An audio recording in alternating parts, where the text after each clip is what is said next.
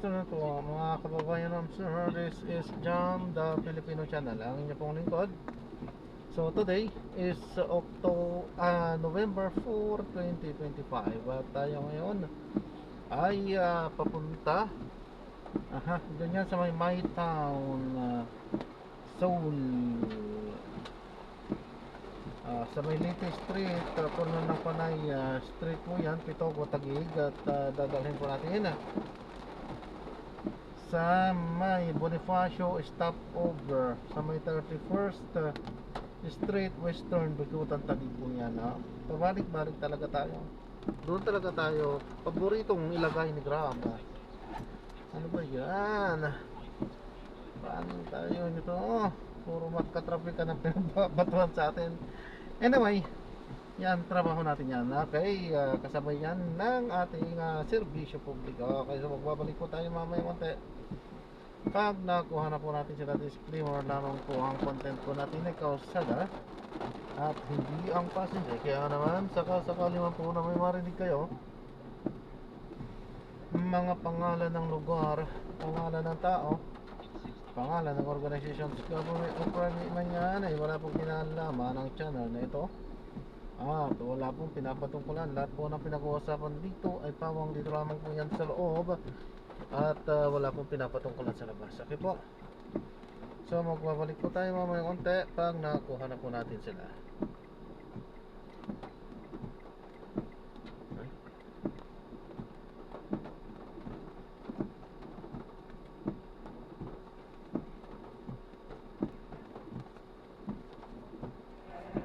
Yan, sabay natin yung pakikinig ng mga nagbabagang balita at talakayan.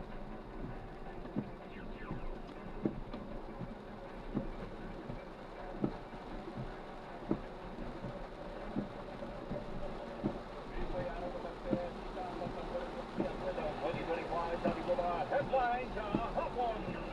Tatlo na iulap na magtuloy sa pananalasan ng Bagyong Pino. Libo-libo persang inaligtas dahil sa nagpagdaong baha. Bagyong Pino patuloy na humihina, pero signal number 4 nakataas pa rin sa 4 na lugar sa Luzon at Visayas. Dating Speaker Martin Romualdez isipin makatuhan sa pagtalaga kay Zaldico ayon kay Ombudsman Boying Remulla. Publiko kukonsultahin kaugnay sa hiling na taas pasahe ng mga transport groups. At ilang mga bigating kapamilya stars tapok sa inaasahang ABS-CBN Christmas ID. Kamusta po kayo Luzon, Visayas at Mindanao? Ako po si Tony Velasquez at sa detalye ng ating mga headlines sa hapon. DZMM Radio Patrol Flash Report. Mga kapamilya, kumuha muna tayo ng flash report mula kay Radio Patrol Marlene Pajernas. Marlene. Tony, kinopirma ng Eastern Mindanao Command na may bumagsak na isang Super UAE aircraft o helicopter ng Philippine Air Force ngayong araw sa Loreto, Agusan del Sur.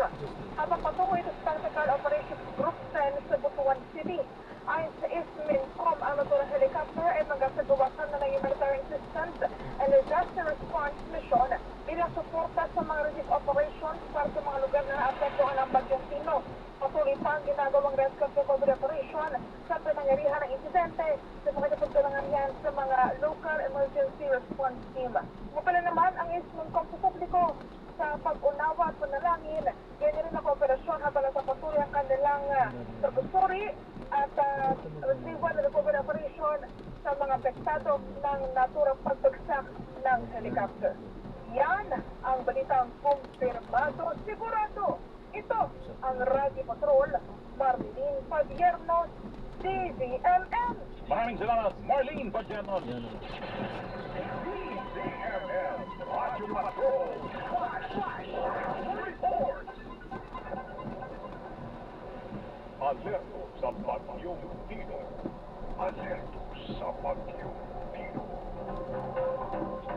Mga pamilya, patuloy na humihina ang bagyong Tino kasabay ng pagbagal ng galaw sa Iloilo Strait. Muli itong namataan sa karagatang sakop ng Jordan Guimaras. Taglay ang lakas na hangin aabot sa 130 kph at pagbuksong aabot sa 180 kph. Ayon sa Pag-asa, matapos maglandfall sa Guimaras, inaasahan na tutumbukin ng bagyo ang Western Visayas o Northern Palawan hanggang tuluyang lumabas sa West Philippine Sea bukas. Inaasahan din na lalabas ng bar ang bagyo bukas ng gabi o Webes ng madaling araw. Nakataas na ang signal number 4 sa 4 na lugar kabilang ang Cuyo Island sa Palawan, Central at Southern Antique, Central at Southern Iloilo at Guimaras. Signal number 2 ang nakataas sa 7 lugar kabilang ang northernmost portion ng Palawan, northern at central portion ng Negros Occidental. Signal number 2 sa 9 na lugar kabilang ang southwestern portion ng Masbate at Cebu. Signal number 1 naman ang nakataas sa 17 lugar kabilang ang southern Quezon at western portion ng northern Samar. Mga kapamilya, 3 na ang napaulat na nasawi sa pananalasa ng bagyong Tino. Sa Bohol, isang 52 anyos na barangay tanod ang namatay matapos mabagsakan ng kahoy habang nasa tree cutting operation. Ayon kay PDRRMO Head Anthony Damalerio, isinugod pa siya sa ospital pero idineklarang dead on arrival. Sa Southern Leyte, nalunod sa baha ang isang senior citizen sa barangay Carnaga, St. Bernard. Ayon sa PDRRMO, patuloy ang search and rescue para sa isa pang nawawalang residente. Sa Cebu City, isang sanggol ang natagpuang patay sa barangay Pardo. Ayon kay Konsehal Joel Garganera, inaalam pa ang pagkakakilanlan ng mga magulang nito.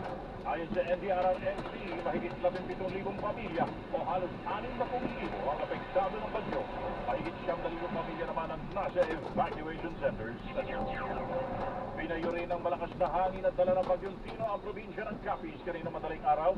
Sa panayam sa DZMM, sinabi ni Capiz PDRRMO Head Attorney Sheila Artillero na ilang lugar ang walang kuryente dahil sa mga nagbagsakang poste.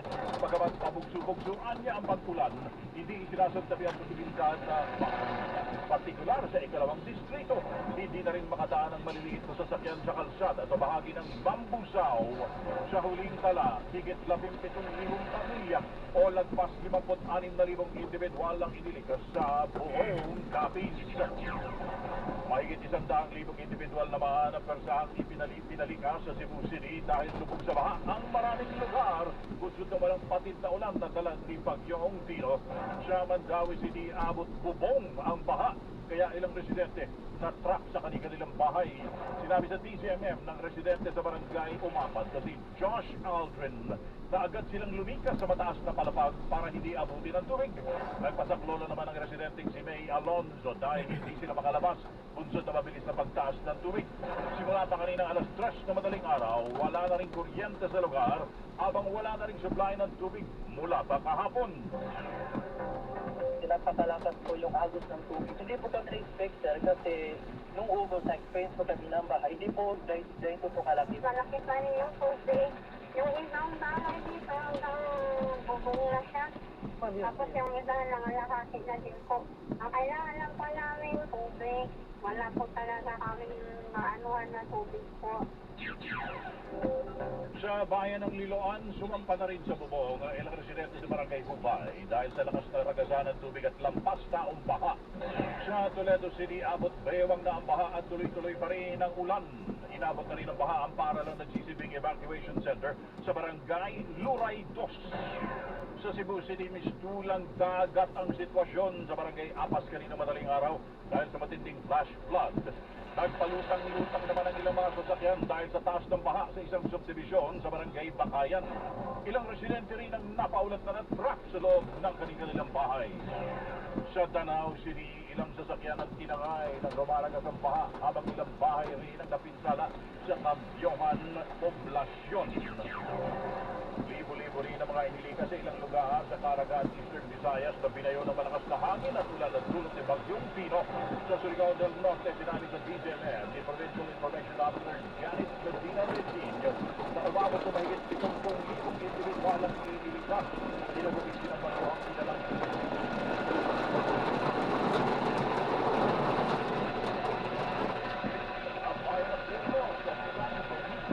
dahil dito ilang turista ang natrap sa kanilang mga homestay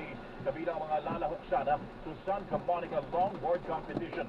May ilan ang mga turista na nananatiling sa mga government shelters.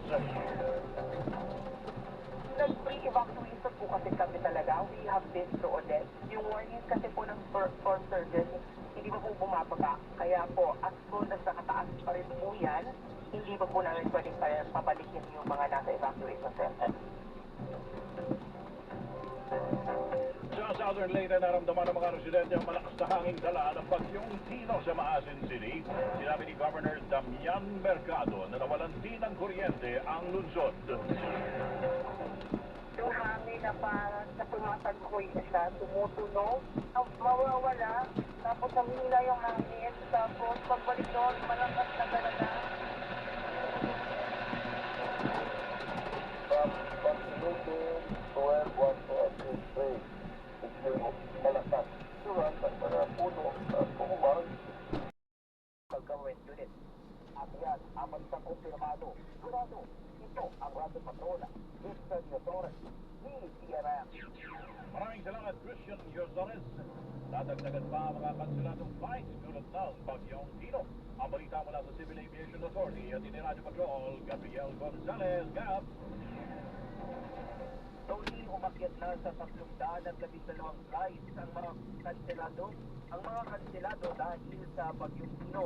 Kabilang dito ang 80 flights ng Philippine Airlines na biyaheng Sargao, Katilan, Cebu, Iloilo, Davao, Tacloban, Polo, Dagupan, El Nido, Buanga, Catarman at General Santos.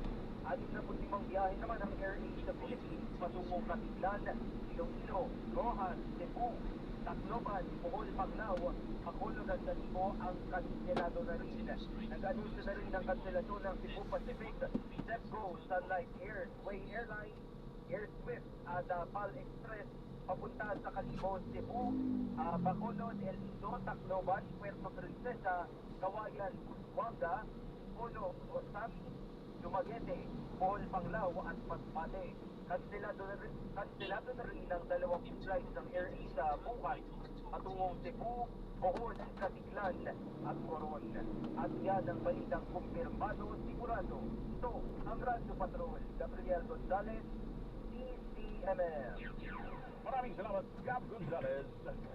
Sa iba pa nating balita, hihiling ang Independent Commission for Infrastructure sa Ombudsman na imbestigahan din si dating DPWH Secretary Manuel Bonoan kaugnay na umunay mga ghost flood control projects sa Plaridel, Bulacan na nagkakahalaga ng 72.3 million pesos.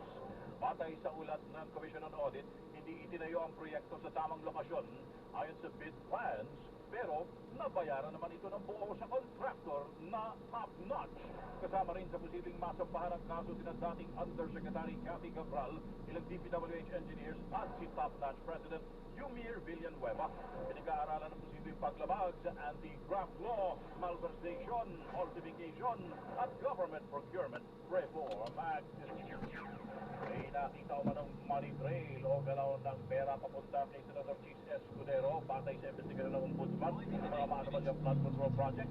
Balita mula sa Ombudsman, hati ni Radyo Patrol, John Garner, John! Tony, sa pagpapatuloy ng investigasyon ng Office of the Ombudsman sa maanumalyang flood control project, natutuloy ang money trail o galaw ng pera papunta kay Senator Francis Escudero na dating Senate President ng inaprubahan ang 2025 national budget sa umano'y itik sa budget insertion. We have the advance statements speaking of a money trail leading to him. Variations of funds that are there already.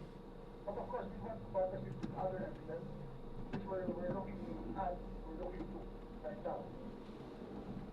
Ay seremolya dahil sa signifikan dito nakatutok ang investigasyon nila laban sa Escudero na nauna nang itinuro si dating DPWH Undersecretary Roberto Bernardo na tumanggap ng kickback sa mga proyekto ng DPWH kasama dating Senador Ramon Revilla Jr. at Nancy Tingay.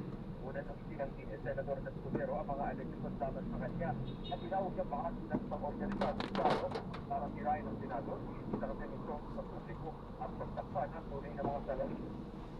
Ang balitang kumpirmado sigurado. Ang Radyo Patrol o Garner, DFF. Maraming salamat, John Garner! Haharap sa susunod na pagdinig ng Senado ang very important witness sa sinasabing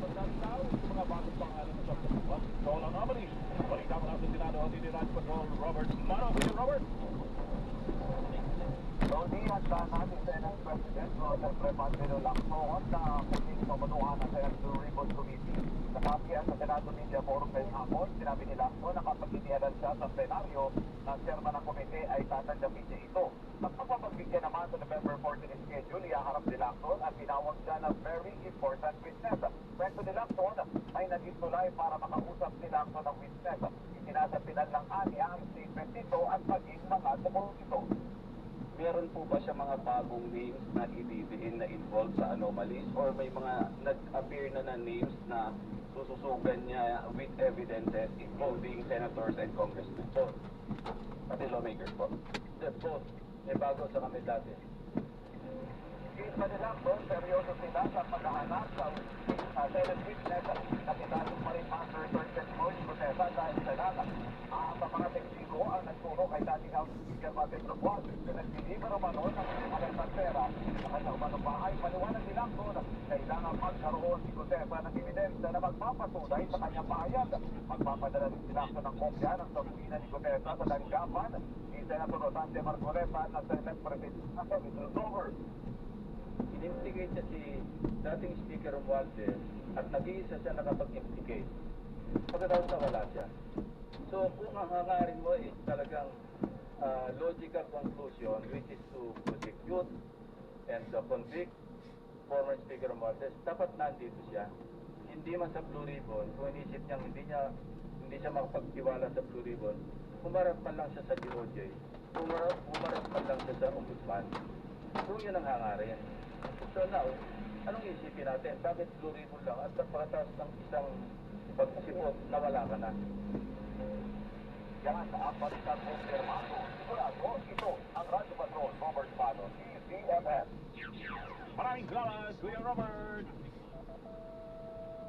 Oras po natin, 4:19 ng hapon.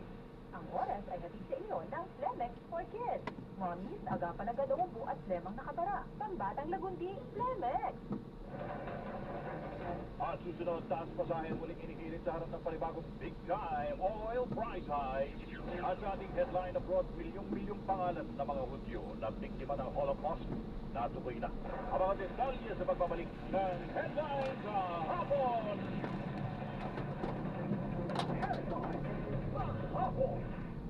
Basta AM, DZMM. Ang programa ito ay hatid sa inyo ng Flemex for Kids. Mommies, agapan na gadumbo. Naabot ng hanggang sa 70 kilometro kada oras. Ang tropical cyclone ay papangalanan na uwan sa oras na pumasok sa Philippine Area of Responsibility sa Biyernes o Sabado. Babay, forecast lalakad ito bilang super typhoon ngayong weekend. Naglayang lakas ng hangin na 185 kilometro kada oras. Gayunpaman, iniwanag ng pag-asa na maaga pa para matukoy ang tsansa kung ang binabantayang bagyo ay maglalandfall. Samantala, ang bagyong Tino ay inaasahang lalabas ng bansa bukas ng gabi o Huwebes ng umaga.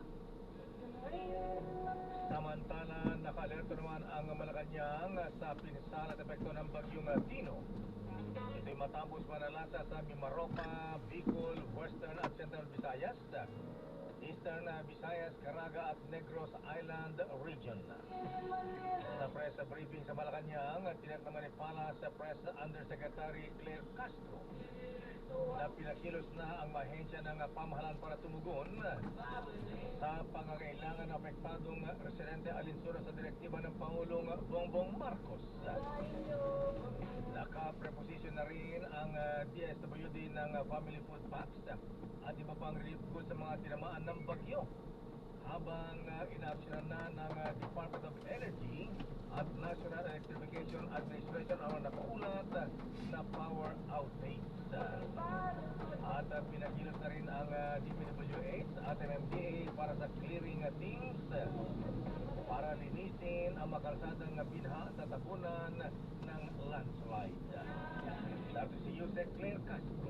Tutungo rin ang ilang miyembro ng gabinete sa mga pinaka-apektadong probinsya upang personal na alamin ang kalagayan at tiyakin na ibabalik agad ang mga pangunahing serbisyo. Tinitiyak ng pamahalaan ang patuloy na pagkilos upang mapabilis ang pagbangon ng ating mga kababayan. manatiling alerto at makinig sa abiso ng inyong mga lokal na opisyal. Samantala, umapela ang palasyo sa mga residenteng nasa lugar na apektado ng Bagyong Tino na sumunod sa mga preventive measure na ipinapatupad ng mga lokal na pamahalaan. Inayuhan din ng Presidential Communications Office ang publiko na makinig sa mga abisong inilalabas ng kaukulang mga ahensya, partikular sa weather advisories ng DOST Pag-asa. Babala rin ng PCO manatiling naka-alerto sa mga posibleng epekto na dulot ng malakas na hangin at ulan gaya ng pagbaha, pagbuho ng lupa at storm surge. Patuloy naman sa pagbabahagi ng impormasyon ng PCO sa mga hakbang na ginagawa ng pamahalaan sa pagtugon sa Bagyong Tino, kabilang ang Department of Social Welfare and Development na naka-full alert sa pamamahagi ng supply. Samantala, umabot na sa mahigit na 57,000 families ang inilikas dahil sa pagsalanta ng Bagyong Tino. Ayon kay Office of Civil Defense Assistant Secretary Rafi Alejandro, ang manapektuhan ay mga residente sa Mimaropa, Bicol, Western Visayas, Central Visayas, Eastern Visayas at Caraga Region, na ang iba ay pinilit pang mailikas hanggang kahapon. Samantala, maliban naman sa pinangambang storm surge, lumabas naman sa datos ng Mines and Geosciences Bureau na may 7,000 barangays ang delikado sa landslide at pagbaha. Narito si OCD Assistant Secretary Rafi Alejandro. Meron na pong halos 57,000 families or close to 156,000 individuals ay nakasama na sa ating preemptive evacuation, no? Covering regions 4B, regions 5, 6, 7, 8, and Caraga. Kabilang sa mga inilikas ay ang mga naninirahan sa Tent City sa Bogo City sa Cebu na tinamaan ng malakas na lindol nitong nakalipas na buwan. Lagpas sa unang palapag ng mga bahay sa Barangay Tumlog sa Licay City sa Cebu ang baha kaninang umaga dahil sa pananalasan ng Bagyong Tino. Mabilis din tumaas ang tubig baha sa iba't ibang lugar sa Cebu City. Ingat po mga Lagi na sa Barangay po. Bakayan kung saan sinanumpak ang ilang mga sasakyan sa loob ng isang subdivision. Kasunod ito ng pag-landfall ng Bagyong Tino kaninang Okay po. ng madaling araw sa Tondo, Cebu. Sa mga Facebook post nakikita ang mga residente na nasa ikalawang palapag o bubong ng Ayan, so na-drop na natin sila. So maraming salamat po sa panonood. Hanggang sa muli po, ingat. God bless. Paalam po muna, pansamantala tayo ay gagawa na ng ibang video sa ating susunod na mission. Paalam po.